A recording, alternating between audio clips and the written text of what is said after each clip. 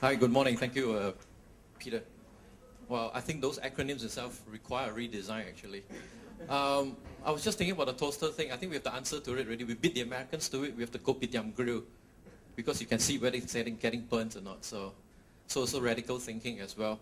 Well, welcome. Well, on Saturday, I'm always casual. That's a nice thing about being a designer. You can always be casual. The only time you're informal is actually when you're home, with family members, with your wife, etc. Okay, I thought it's going to be a formal setting, so it's very good that we're all very relaxed about it. I personally am very encouraged by the initiation of this competition because it really addresses the things that really is around us. I just got a few things to cover. I'll keep it short so that then the interaction time between yourself and the respective owners of those items would be maximized and really to have a very good session altogether. This competition, the 10 Touchpoints, is actually the Design Singapore Council's first initiative. And Peter alluded to it, for it might be actually the first in the world to really bridge the gap between design and everyday living. And the other gap they would like to bridge is actually between the design community and the public. Yeah. Design as we see it, very much we are being exposed to design which is about high street, high fashion, top label, superstar design. It's always been that design is pitched at a certain level. It's design there and the people trying to reach it. So if you have money, you can get it. If you have taste, you will get design. Is that really the case for it? And that's actually in that spirit that we want to reverse the relationship. That in fact it should be design reaching out to the people rather than people reaching to the design. And here we have identified the possibility of all those objects around us, which is very important, which we are involved in every day. The bus stops, the recycling bin. The reason that not many of us are using the recycling bin maybe because it's not well designed, it's not optimized.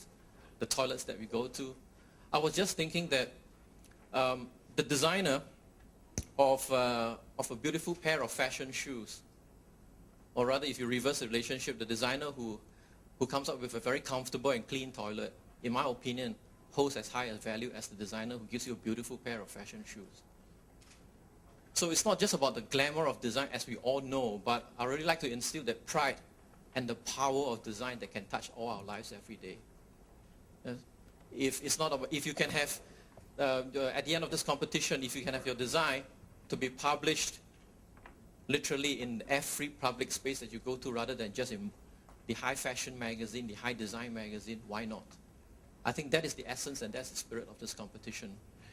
So we're talking about not just the good to have, but really the necessity of our everyday life, how we could use good design to inculcate, to really instill and immerse it in all fabrics of our everyday life.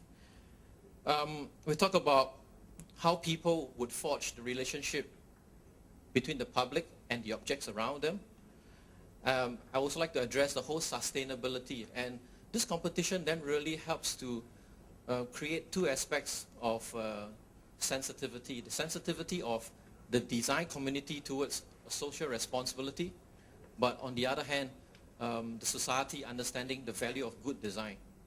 Not just high design or glamorous design, but really good design. I think we all deserve good design. And at the end of the day, we really want this competition to serve as a platform to further the whole awareness of how good design can improve our everyday life. Some statistics, just to cover a bit more detail. Indeed, with phase one, we've got very good response. 318 nominations. I'm looking to Jax and looking to Peter. 17,146 votes. It exceeded our expectations, not that we have low expectations, but because it's such a unique competition, a competition that brings about quite a few groups of people that, or rather bodies that we are not usually familiar with in any design competition. Here we have the public institutions who are owner of those objects, the design community, of course, you and me, designers, but also the public as well. So this tripartite engagement is very interesting. It's going to be a really quite some energy that we can create out of it. So phase two now, we represent 10 design briefs, and we have identified 10 items. Behind you, you can see those 10 items. And the idea is really to create a better solution for those 10 items. Yeah. The marketplace today is going to be really an activity whereby the users, the owners, the designers will come together and interact. So ask all the questions you like, have a better understanding. I think there's going to be a presentation of all those 10 items, a bit of the history, why it was like this before. Please take this opportunity to engage, to probe, to make sure that then you have a clarity when you eventually go into providing those solutions. So now that the public has given their nomination, they've identified which are the things they'd like to see to be improved. Of course, it's more than 10. Let's start off with 10 first. Let's not be too ambitious.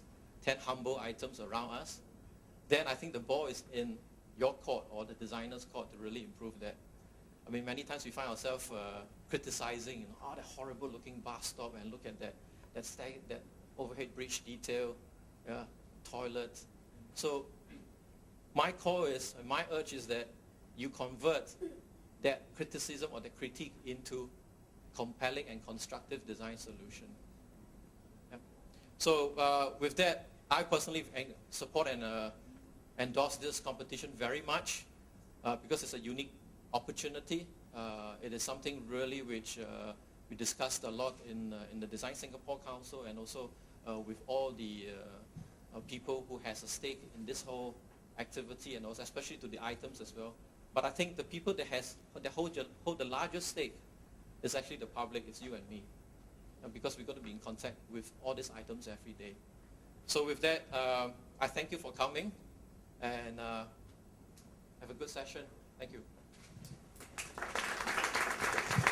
Thank you, Jawei, for sharing with us your thoughts on 10 touch points. May I have representatives from LTA, Mr. Tong and Mr. Adrian, to share with us? Hi. Hi, I'm Adrian from LTA. Okay, how many of you have not bitched and moaned about being too hot in the westerly sun, about being rained upon, or being wet while waiting for the bus, and the damn bus is taking 20 minutes to get here? Not an easy challenge. In LTA, we've obviously thought through the problems. We've, thought about all these issues through the years, and we've actually tried to see how we can actually solve the sort of the basic problems. If you look down at the right-hand side, the two bus stops, I think especially the older people, really remember those probably from when you were kids, and although they've more or less disappeared now, whenever we do road widening and so on, you can probably still see some of them are used as temporary shelters while we're busy doing something a bit newer. And I think that sort of, the bus stops almost reflect what Singapore has actually been doing over the years. In the early days, early days of nation building and so on, we're just trying to fulfill a very basic need. We built very simple HDB flats. We built very simple bus stops. It created a simple shelter, a place for people to sit, just a simple road name and the bus numbers. Not much more than that, very utilitarian. And I think, as we move through to the early 80s into the 90s and so on, then, obviously the country was becoming a lot more wealthy. There was, the aspirations of the people were increasing dramatically. And there's also a country that is becoming a lot more self-assured in itself, and actually when you say, well, we're becoming wealthier, that we've, aspirations are increasing. So we see that's in the top left shelter. I don't know if you folks can, well, there's sort of a couple of those around on our roads at the moment. It was a first attempt at actually designing shelters and actually saying, well, what is it that our people actually need? What is it that we can give them more than just a place, to cover them in the rain and a place to sit? We say, well, we can think about fans, we can think about design.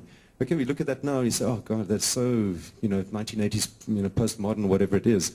But at the time, it was a conscious attempt at design, trying to address the problem of a bus shelter.